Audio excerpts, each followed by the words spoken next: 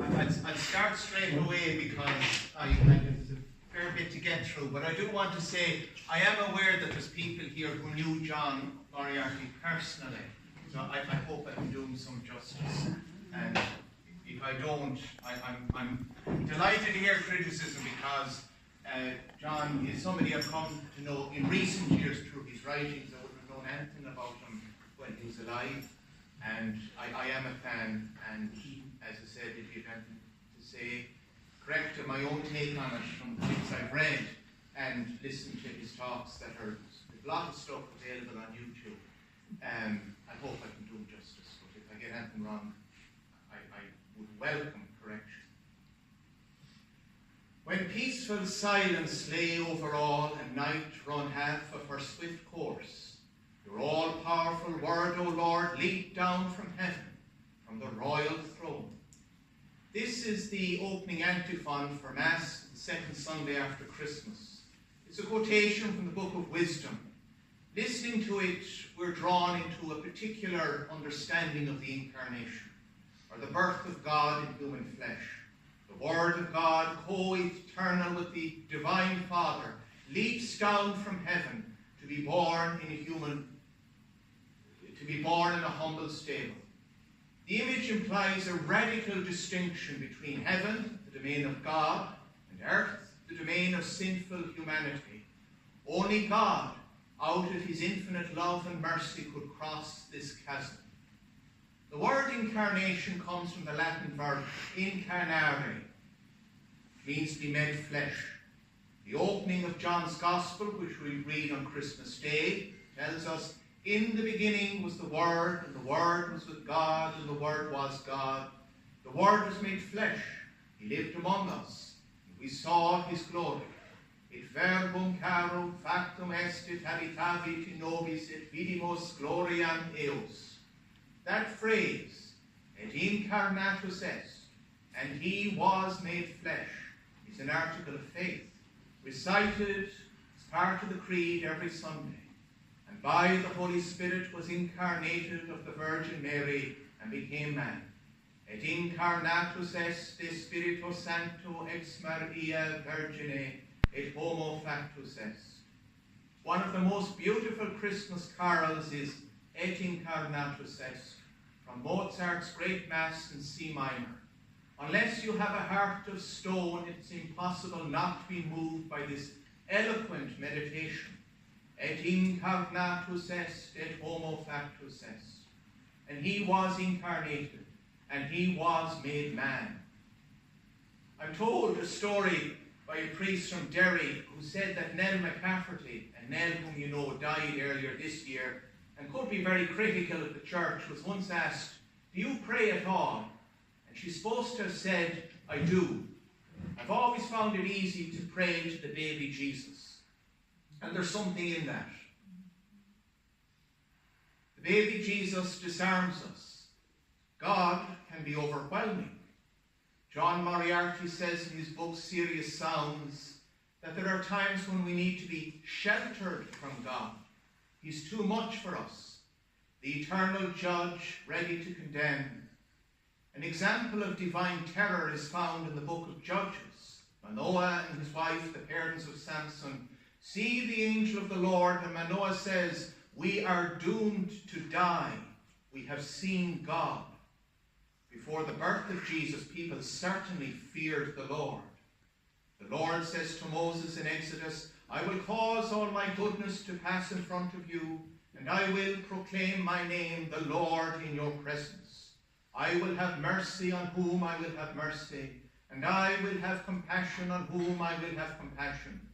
But, he said, you cannot see my face, for no one can see me and live.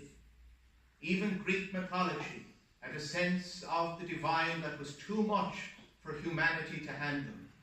In the Bibliotheca by Pseudo Apollodorus, we are told that Semele, the human lover of Zeus, perishes when she insists upon seeing Zeus in his true form.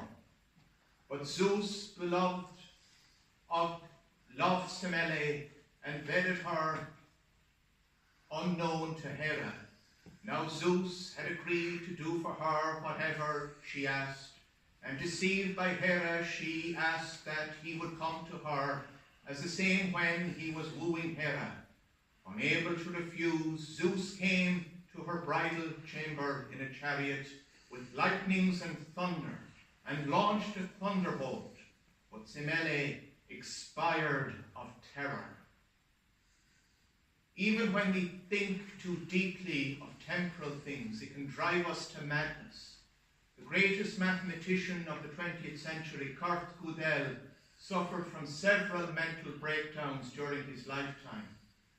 But who could be afraid of the child Jesus, with Mary and Joseph in the stable?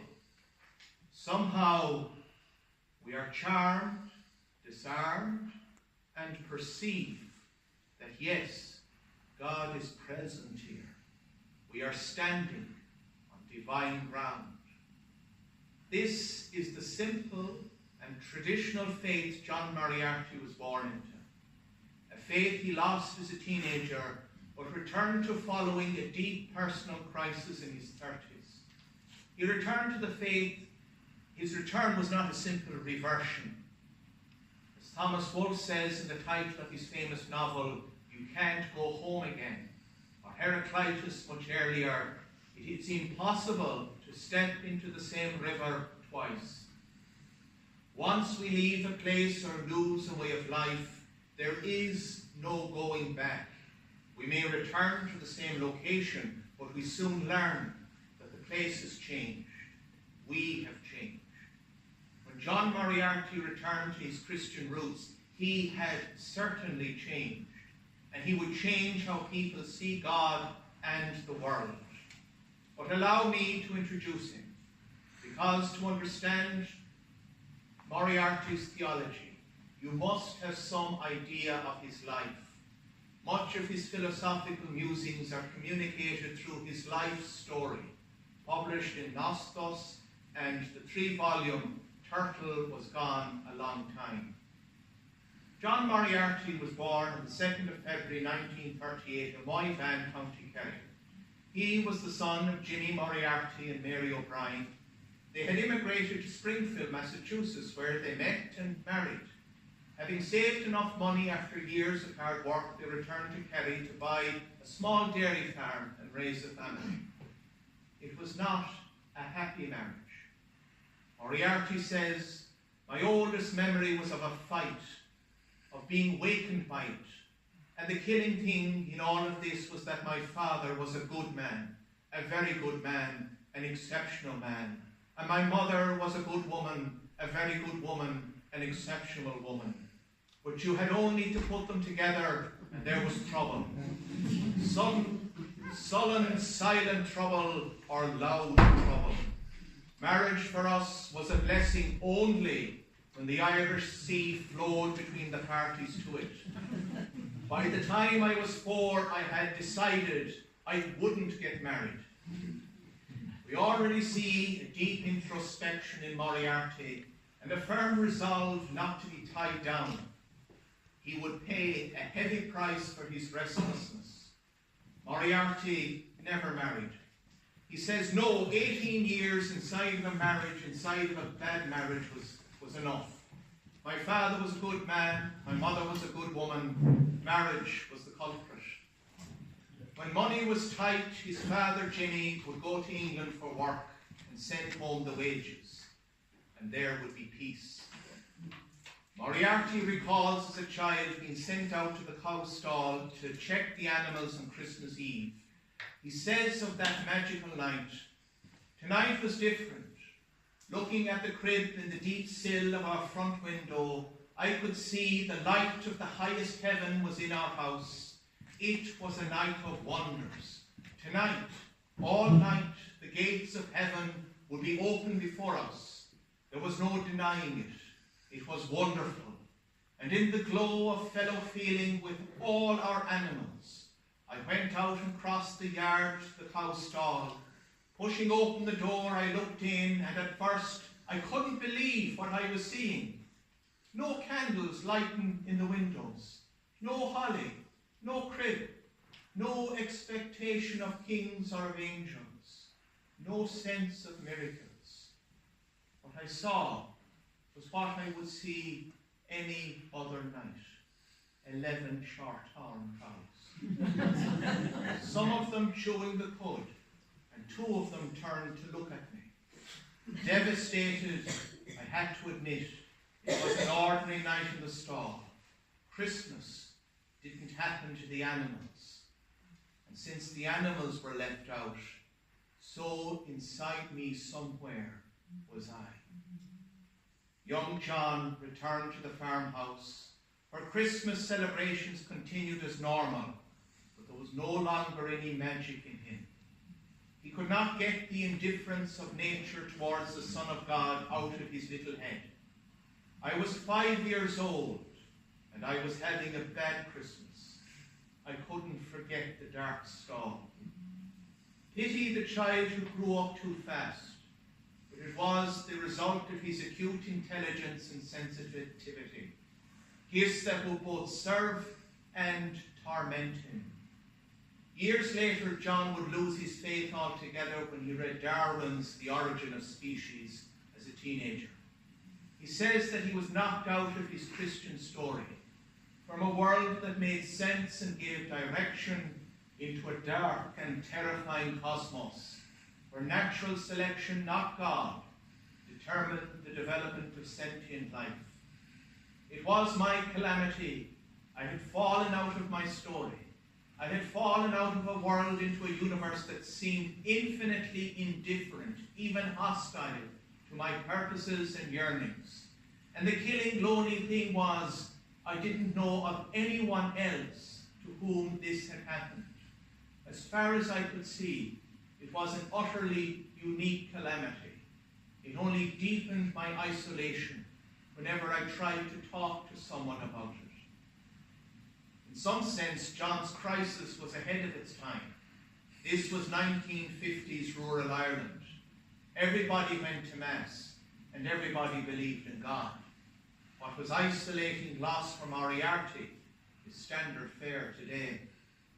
Moriarty had entered an absurd universe. I do not mean absurd in the sense of ridiculous. I mean absurd in the original sense. Absurd is derived from the Latin ab, meaning from, and surdus, meaning deaf or unintelligible. The universe is absurd because it is deaf to human longing and ultimately unintelligible. It doesn't hear, it doesn't care, and it doesn't make any sense. John uses the word devastated to describe this experience. A vast space opens up in the devastated soul, and there is nothing to console it. John was a brilliant student and won a scholarship to St. Patrick's Teacher Training College, Drumcondra. He spent 1 year teaching after graduation and hated every minute of it. Just as he was adverse to marriage, he was equally adverse to routine. He quit his job and went home, asking his father for the money to read philosophy at UCD. It's remarkable to think that his father, a small Kerry farmer who had to work intermittently in England to support his family, would agree to such an endeavour. But Moriarty says, my father was different, a born thinker. Looking at him sometimes sitting over at the end of the small table, you think he had found his way to the heart of a mountain, Mount Brandon, the mountain he was born under. And it was there, in the silence at the heart of the mountain, that he was thinking. He was thinking with the mountain. Moriarty's mother, on the other hand, never understood him. She loved him, yes, but she could never understand how he could walk away from a pensionable job and study something as daft as philosophy. She would say of John to other family members, I don't care what you say, I still think he's a pity. John got first-class honours in philosophy and then did something so reckless it was practically self-destructive. He went to London and became homeless. Becoming homeless was not intentional. 1962 Ireland, there weren't too many jobs for philosophy graduates. There still aren't. Like so many of his generation, Moriarty went to London, but he did not embrace city life. Instead, he was repelled by it. What defined me now in relation to the built-up world all around me was simple refusal. In the way that someone would conscientiously object to being conscripted into an army, so did I now object to being conscripted into the workforce. Not because I didn't want to work for a living, but because the sheer shock of what was all around me so bewildered me into staring incomprehension and inconsequence to this titanic wheel, to this titanic Asuric Fomorian wheel, inhaling this hell let loose, inhaling it with my eyes and ears as with my mouth. I could only conclude that in our energies, in our words, we were the titans, Asuras, Fomorians of our own Indo-European mythology. Moriarty did not want to be part of the modern world, a world which he saw as destroying everything good and natural, both in the environment and in the human soul. He would later speak about the necessity of finding our bush soul, of seeking communion with nature. Before climate change had come to the forefront of popular consciousness, Moriarty was aware that humanity was an iceberg against which nature was crashing. Modern humanity, like the Greek titan Prometheus, had brought fire upon the earth and was destroying it. The passage I just took from Nostos is typical of Moriarty's style and why most people find his work incomprehensible. In one sentence, he makes reference to Greek, Hindu, Buddhist, and Irish mythologies. He compares modern humans to the titans of the Greeks, menacing primordial giants, the Asuras, or demons of Hindu and Buddhist scriptures, and the Fomorians, who were the race that preceded the Tua De Danann in the Book of Invasions, probably the earliest book in Irish mythology, representing the forces of chaos. If you ever read Moriarty, you'll need to have the internet or a really good encyclopedia at hand. Otherwise, most of what he says makes no sense. The constant name dropping from science, philosophy, mythology, once the reference is understood, makes perfect sense, and a whole world of meaning is opened up for the reader. But it's hard work. Moriarty lived rough in London for several months. He spent his days reading in the British Museum and his nights in parks. He didn't beg. He spent his own savings until he was literally down to his last sixpence. A chance encounter with a friend from Dublin brought him in from the cold. Seeing that she couldn't hide her alarm at how I looked, I explained to her that I had been living rough for the past couple of months. The friend, Una McCullough, and her flatmate looked after John until he was well again. They got him a job teaching in a private Catholic boarding school, but he soon lost that position because he sided with two students who ran away from the harsh regime. John was, actually that's quite funny, he obviously would have connected with the teenagers, so when they ran away, they wrote him a letter telling them why they hated the place. And then he wrote a letter back saying, you're right. The parents came in, you see what one of your teachers is after when they would have said, Mr. Moriarty, thank you for your service. Anyway, I digress. He simply couldn't fit into conventional society. Another chance encounter led him to becoming a tutor at the Department of Philosophy in Leeds University. There he met Marilyn Vallaley. They became lovers, and she introduced Moriarty to the Mabinogion, the cycle of Welsh mythology. Moriarty would draw on it throughout his writings, In the opening of his first major book, Dreamtime, he tells the story of Whelan pen Alman. My apologies if there's any Welsh speakers in here. From the Mabygonian. Whelan, Prince of Dyfed, encountered Araman, lord of the otherworld, while hunting. They swap places and appearances for a year so that Araman may experience Dyfed and Pywel the otherworld. When they meet again a year later, Pywel realizes that he is Araman. It was himself that he had met in the forest, not an otherworldly being, but simply a deeper or different aspect of himself. This would be one of the major themes in Moriarty's writing. There is no other world. The other world, or one might say spirit world, is a way of seeing this world. It is a way of being in the world. This does not make Moriarty a materialist. He believes in spirit, but it is not a separate reality from what we can taste, touch, see, and hear. However, the radical distinction between matter and spirit, which we might find in the writings of St. Thomas Aquinas, is set aside by Moriarty. Spirit is simply a deeper side to what we can experience directly through our senses and understand with our minds. It is not a separate reality. This insight is critical to Moriarty's understanding of the Incarnation. God is not a purely spiritual being who exists outside of space and time and then dramatically takes on human flesh. Rather, human flesh, all matter, are embedded in God.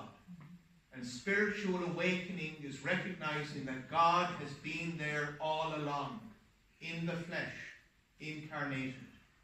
This does not mean God is material or contained in space and time, subject to the laws of nature. Rather, space and time exist in God, and occasionally the fullness of God breaks through. But more on that later. One of his students in Leeds, Margaret Smith, introduced Moriarty to her mother, Professor Marion Smith, head of the Department of English Literature at the Department in University of Manitoba, Canada. Marion was blown away by Moriarty. She recognized that he possessed a rare and energetic mind. Even though his only academic qualifications were a teaching certificate and a BA, she offered him a job as a lecturer in her department. With glowing references from Leeds and his alma mater, UCD, Moriarty abandoned his PhD in philosophy and headed for Winnipeg to take up his new teaching post. Two things made a deep impression on Moriarty during his time in Canada. Native American folklore, the title of his second and the big autobiography, Turtle Has Gone a Long Way, is a reference to a Native American creation myth.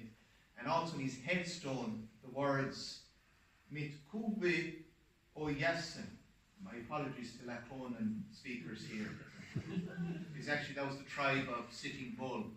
But it's the Laconan for we are all related, or we are all one.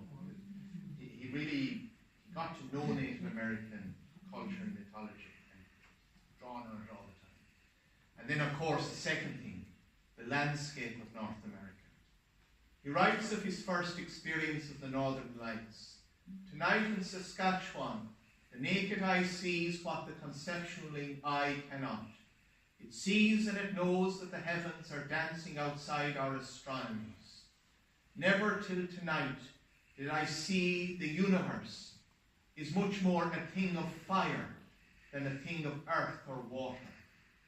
Another significant encounter was a whiteout. A severe blizzard hit Winnipeg during Moriarty's first winter there. The university was closed and people were ordered to remain indoors. Moriarty, on the other hand, wanted to experience it directly. Opening the door was like opening the storm door on a ship.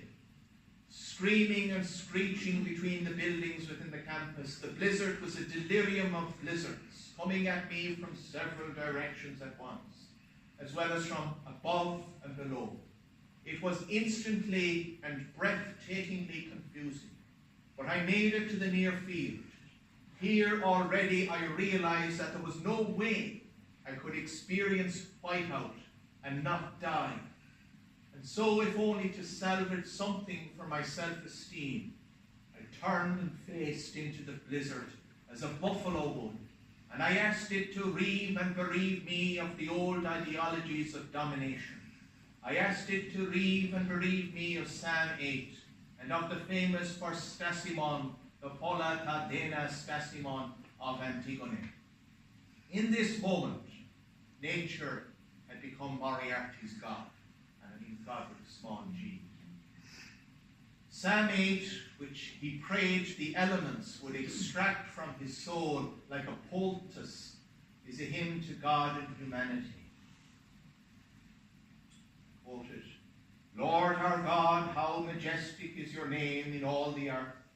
You have set your glory in the heavens. Through the praise of children and infants, you have established a stronghold against your enemies, to silence the foe and the avenger. When I consider the heavens and the work of your hands, the moon and the stars, that which you have set in place, what is mankind that you are mindful of them? Human beings that you care for them.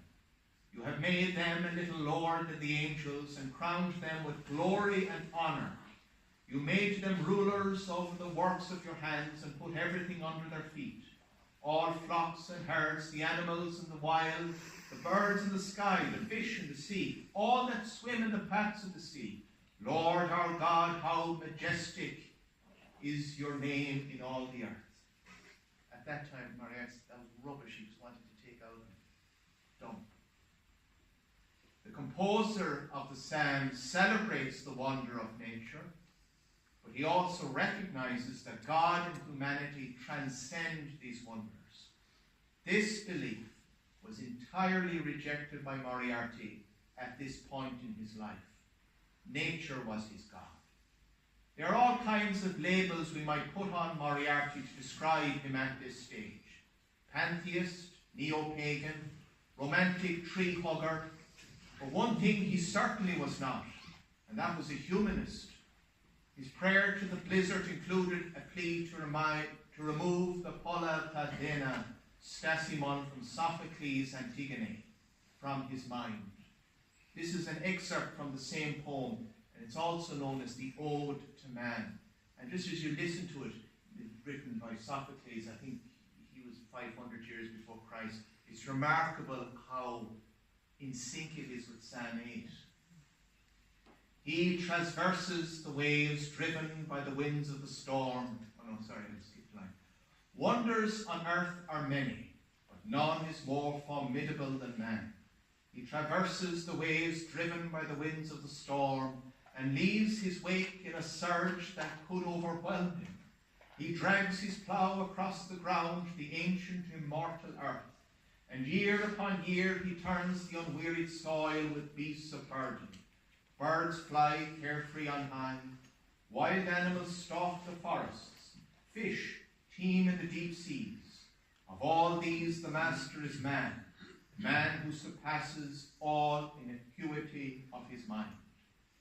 But for Moriarty, humanity was not the pinnacle of the universe. Nature alone was wonderful.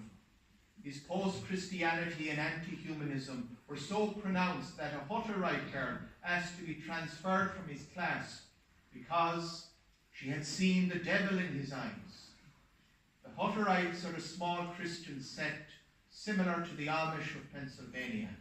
They live in communal farms of between 10 and 20 families, and they take a literal approach to the Bible. It's easy to see how someone from such a background would claim to see the devil in Moriarty's eyes. Moriarty was not defensive or angry with her. Instead, he felt sorry for her. He recognized that her faith at some point would have to contend with the modern world. I would imagine the Hutterite girl, now that she had emerged, if only physically yet, from a 16th century religious enclave of black-clothed bearded elders and of long-skirted Deuteronomical women, Must she endure it all? Kepler's horror, Pascal's terror, Coleridge's dejection, Melville's shuddering, Arnold's recall, and, God forbid, Nietzsche's collapse. How will she fare when she stands at the foot of a rock wall 13 3/4 British miles high, looking up past it into the universe, with the clouds perhaps opening, and will she then catch comforting sight of the new constellation called Lucy in the Sky with Diamonds? I do not have time to go into each of these scientists and philosophers, and that's Moriarty. That you just, so what's he on about? Look up these fellows. It makes sense then. I don't have time to go into each of them in detail, and how each one of them rattled the edifice of Christianity with their discoveries and observations. It is the 13-mile rock wall and Lucy in the Sky with Diamonds that I want to talk about. The 13-mile-high rock wall is the continental crust, or the outermost layer of the earth, which contains the record of life and fossils, a record that haunted Moriarty's consciousness since he was a teenager. Lucy in the Sky with Diamonds is code name for LSD, or acid, which would be a major feature of the countercultural movement in the 1960s. As with his environmentalism and crisis of faith, Moriarty was always slightly ahead of the cultural curve. In 1967, Moriarty went to San Francisco to experience the summer of love firsthand. San Francisco was ground zero of the countercultural movement. This was 1 year before the youth protests in Europe. Young people and hippies from across America converged there to create a new world, express their protest against the Vietnam War, and drown their loss of faith with drugs and free love. Moriarty was unimpressed. I had walked a few times in Haight-Ashbury. Visually, it looked like a circus the animals had walked out on, leaving the artists and acrobats introvertedly at bay. Clearly, some people were in the process of learning that Baume was right, that even the Eucharistic tab LSD consisted in yea and nay, in good trip and bum trip. No exception. Lucy in the Sky with Diamonds had a dark side. Moriarty left San Francisco with a kind of disgust. Truth could not be found in a days of drug-induced visions. Moriarty wanted to experience reality, not escape from it. A far more rewarding excursion from academia was a visit to the Grand Canyon. The Grand Canyon is an immense valley cut into the landscape of Arizona by the Colorado River. It is a mile deep, and to give you some idea of its immensity, it is 10 times the height of the Cliffs of Moher, which are only 700 feet. Imagine 10 Cliffs of Moher stacked on top of each other, and you can appreciate why it made such an impression on Moriarty when he visited it in 1970. But it wasn't just the scale of the canyon that impressed Moriarty. The Colorado River cuts down through layers of rock like a knife, cutting down through sponge cake, each layer representing hundreds of millions of years and a distinct period of evolutionary history, starting at the Cenozoic at the top, down through the Mesozoic with dinosaur fossils visible on the canyon wall, down further through to the Paleozoic, to the Proterozoic, past the first emergence of single-cell organisms. 2 billion years of geological and biological history visible to the naked eye. There are a number of trails from the top of the canyon down to the Colorado River, all of them dangerous. John and his 2 traveling companions from the university arrived at Bright Angel Trail without any supplies or climbing equipment and decided on a whim to descend it by foot. It was another example of Moriarty's reckless tendencies that arose from a deep spiritual restlessness. They managed to make it to the bottom without injury, and when they got there, they realized that it would have been impossible to make the ascent back to their van before nightfall. They had no choice but to spend the night beside the Colorado River. A new danger emerged: hypothermia. Shivering, they thanked their lucky stars that they were discovered by a park ranger. He showed them little sympathy. Amazed that they had made the descent without even climbing boots, he gave them a horse blanket and a jar of sausages and told them to huddle together to conserve body heat, and then left them to their own devices. They had to wait until dawn to make their ascent back to the van. It's amusing to think of these three academics, smart men, shivering through the night, blaming each other for their predicament and cursing the park ranger who wouldn't bring them to a hotel.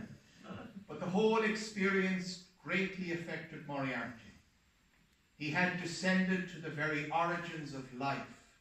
He would use the terms Grand Canyon Deep and Bright Angel Trail to describe the interior journey we all have to make in order to know truth, to experience God, and Bright Angel Trail to describe the hazardous, narrow, and uncompromising path that leads to divine ground. Only by going Grand Canyon Deep, cutting through all the junk that clouds our minds, cutting through all the trivial nonsense that distracts us, can we arrive at divine ground, at incarnation, where the divine takes on human form. But where is the Bright Angel Trail that will get us there?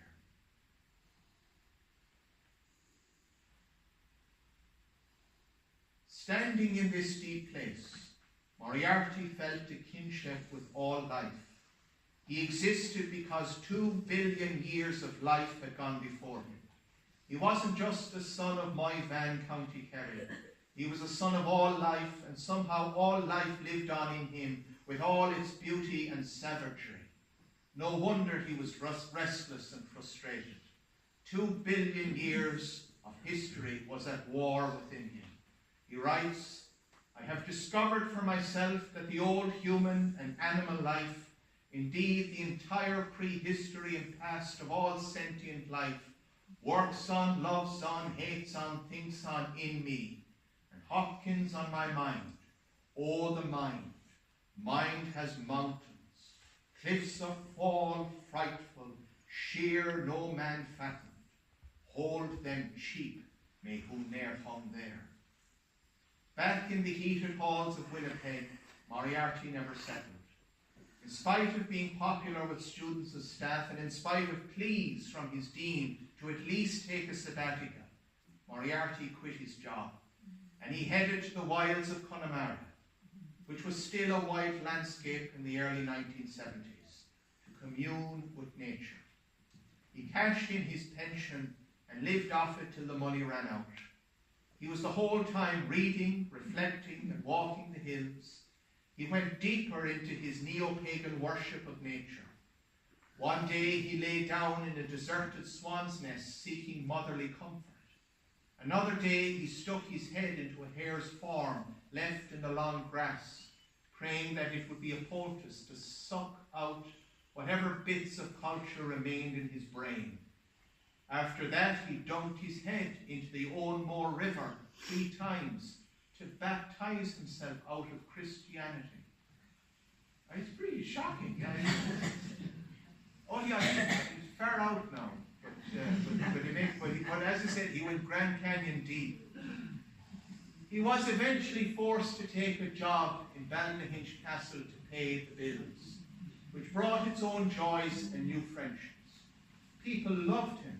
He was eccentric and didn't go to Mass, a strange thing in 1970s Ireland.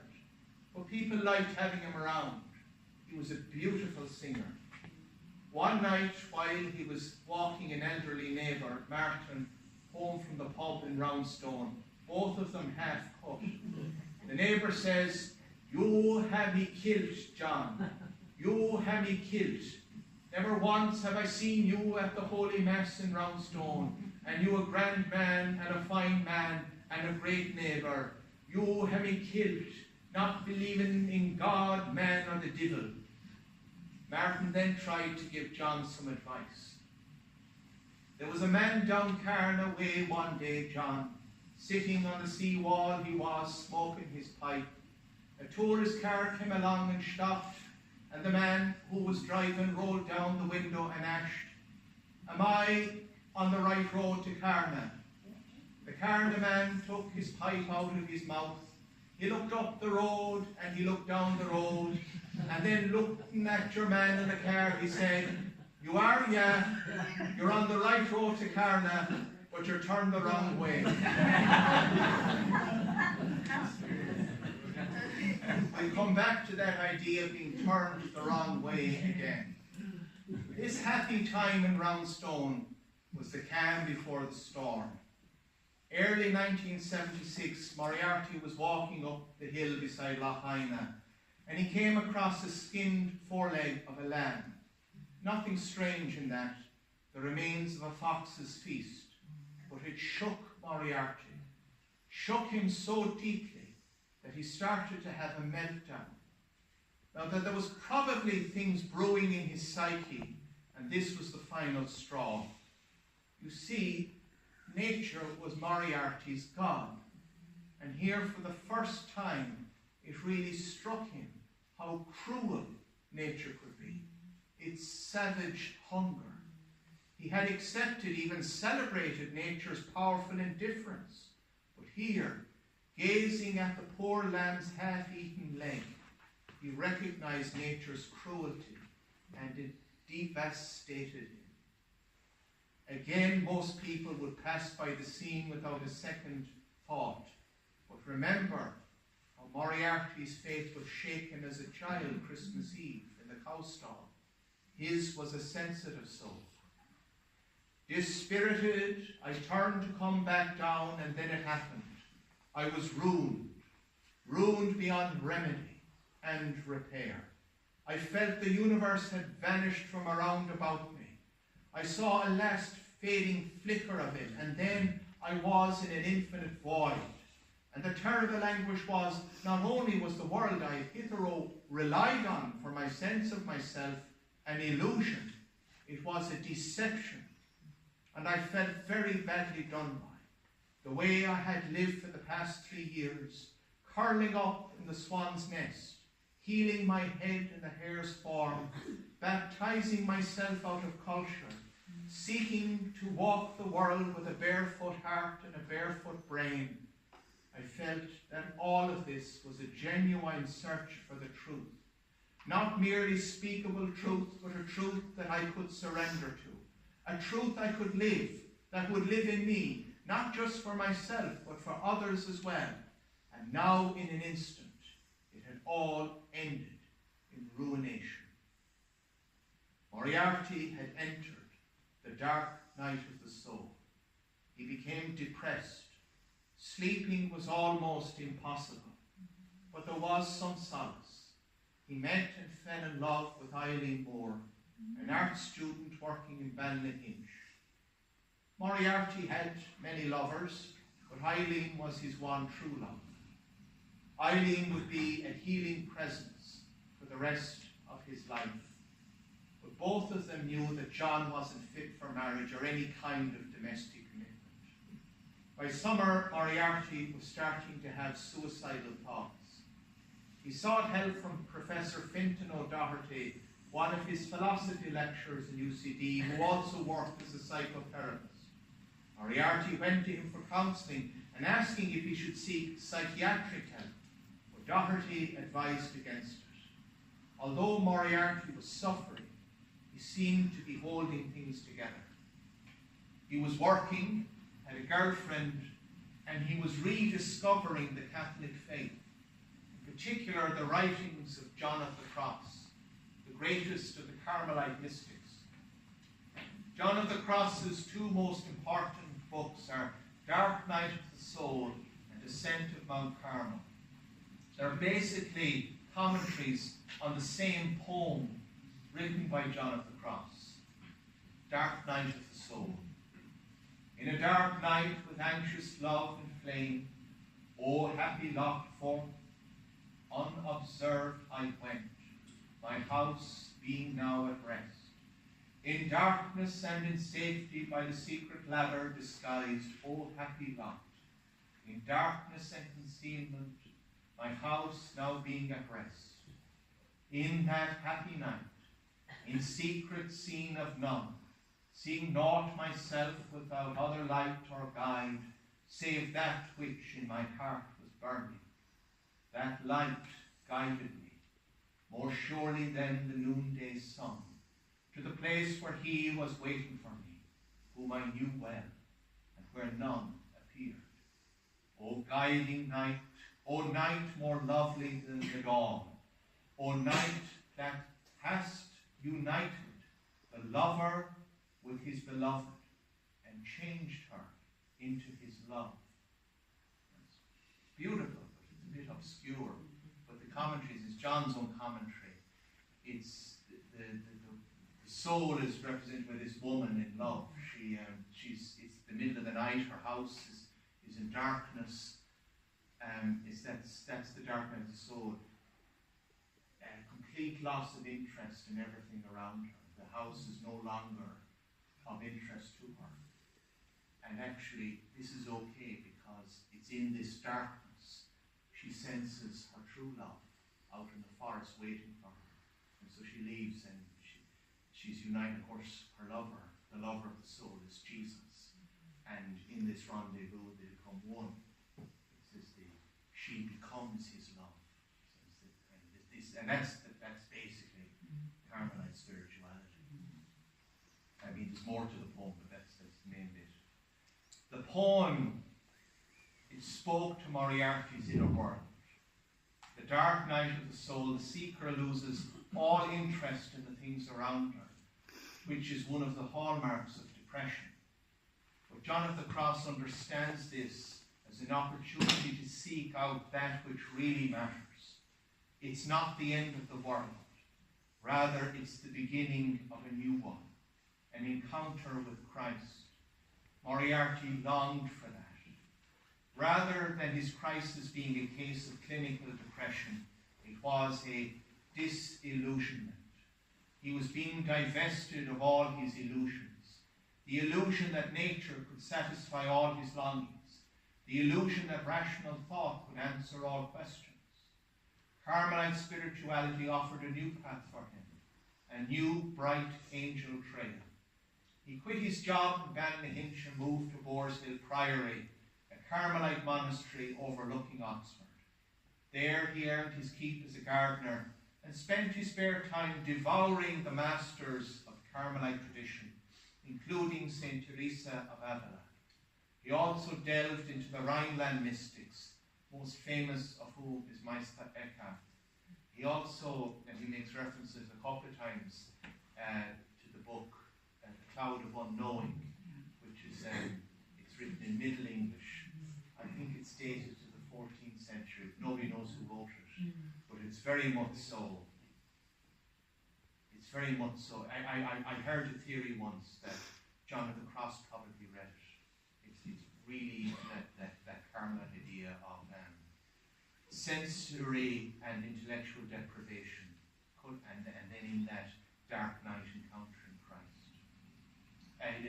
That's the Carmelite way they talk with the cloud of unknowing, that when you pass through the sort of surrendering all memory and intellectual activity, you pass through this cloud of unknowing, and through this cloud of unknowing you encounter God.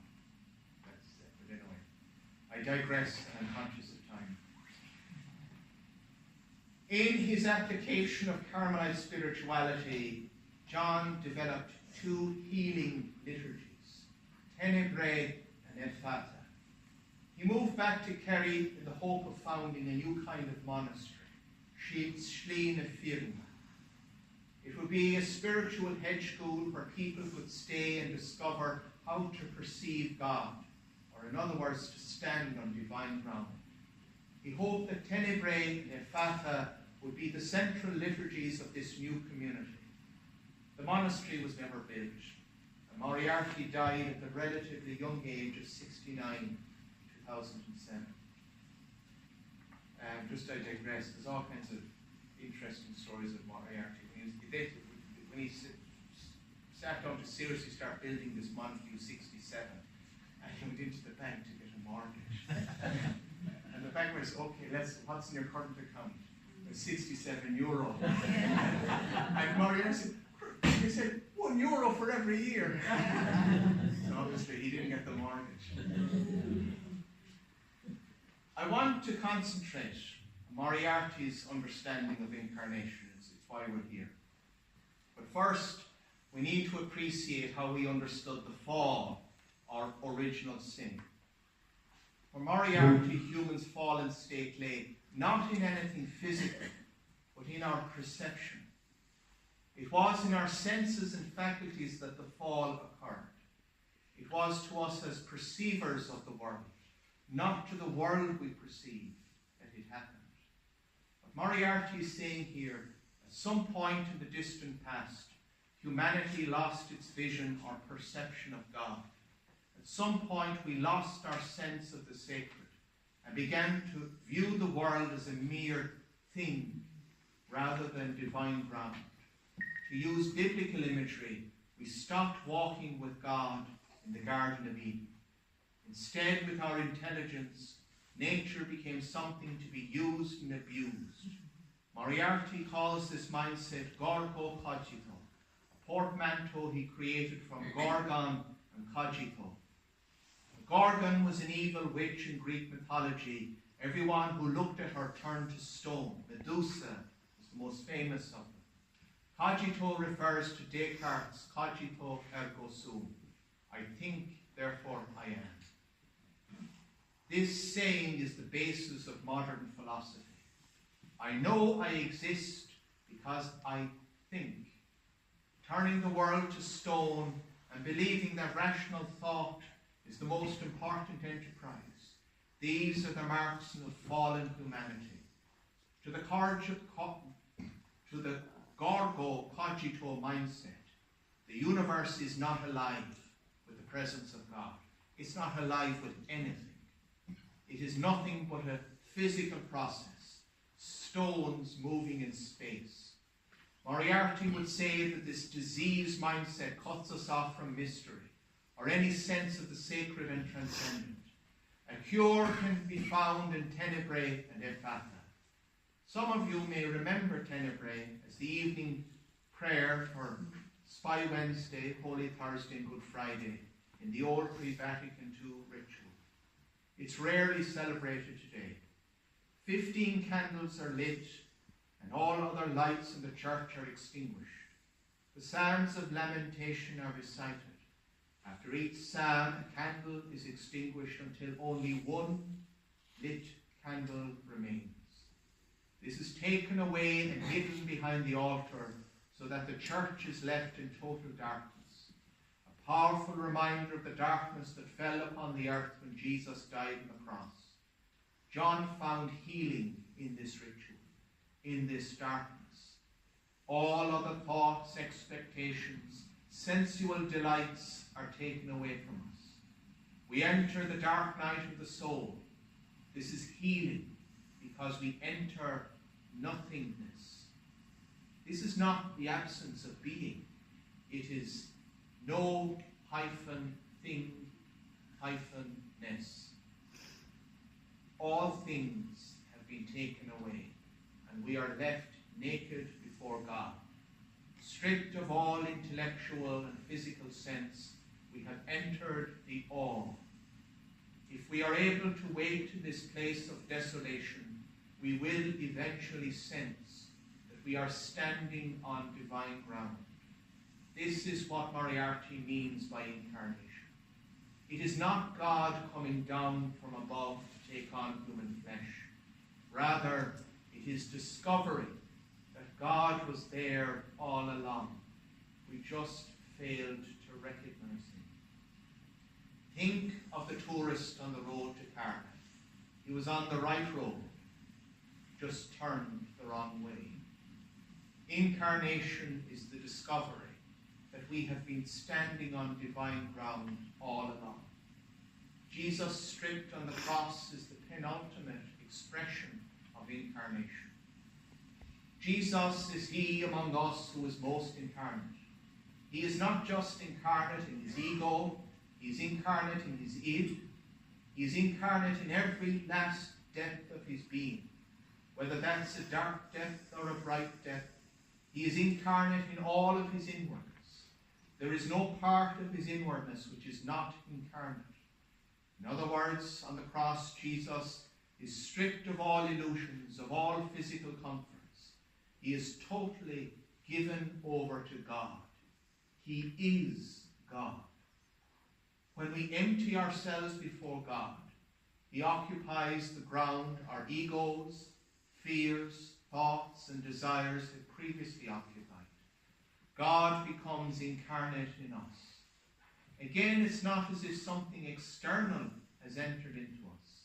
Rather, we have discovered that which is most true within us and within the world. This is summed up beautifully in Patrick Kavanagh's poem Advent. We have tested and tasted too much lover. Through a chink too wide there comes in no wonder.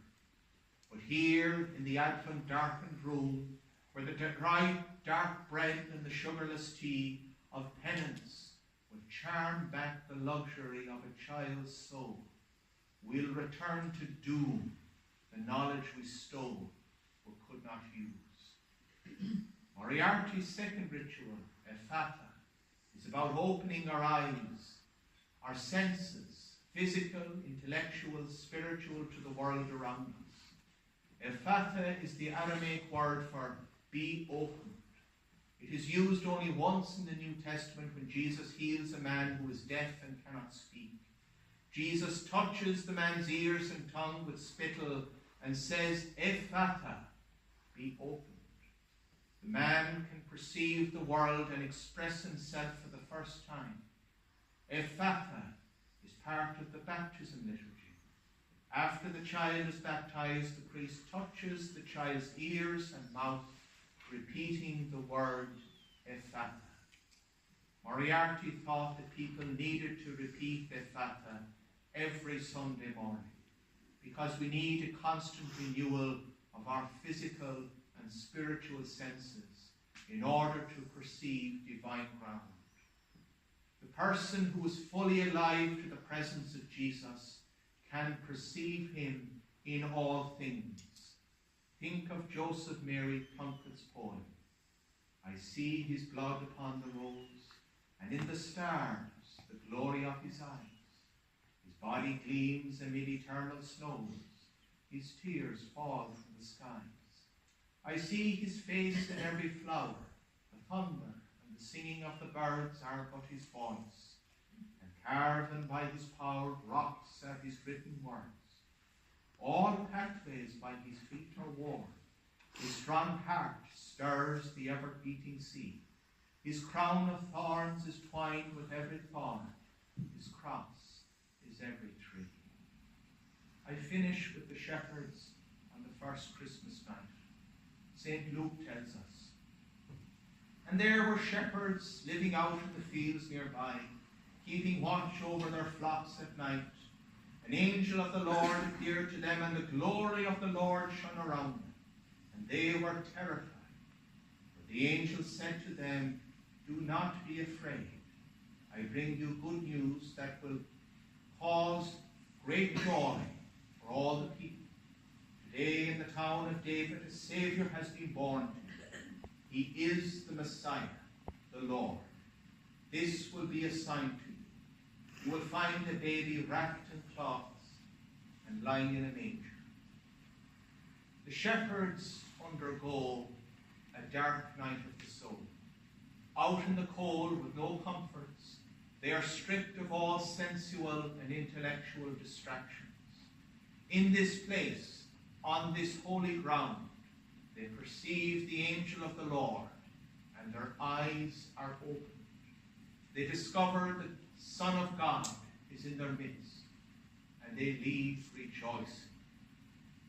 Moriarty is notoriously obscure in his writings. His constant referencing of philosophy, geology, cosmology, mythology puts most people off. And yet his core message is quite simple.